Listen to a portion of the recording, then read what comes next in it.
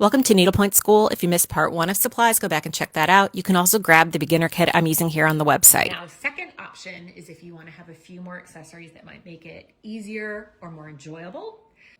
A little pair of snips or embroidery scissors. These are really little. They're super travel friendly. They're nice and sharp, so they cut really cleanly through your threads. They come in lots of different colors. You might want a needle minder. I honestly won't stitch without a needle minder. A needle minder has a magnet on the back and then a second magnet, and you put it on your canvas, and then when you are stitching, it leaves you a place to drop your needle so that you're not dropping needles all over your house. There's so many options with needle minders. You can find tons of fun ones. This is one of my favorites from Go Stitch Studio.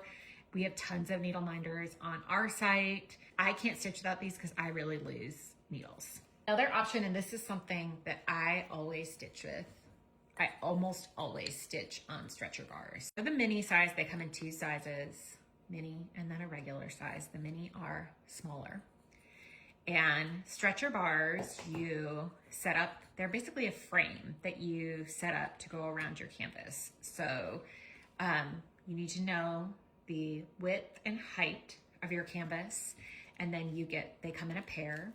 So you would buy the two sizes that you need, and you can see they fit together. When you first get them, they might be a little bit difficult to push together, but you can reuse these, and they're much easier to put together the second time that you use them.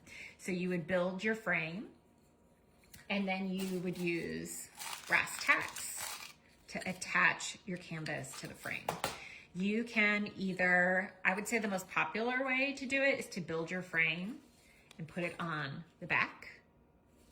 I prefer usually to put my frame on the front.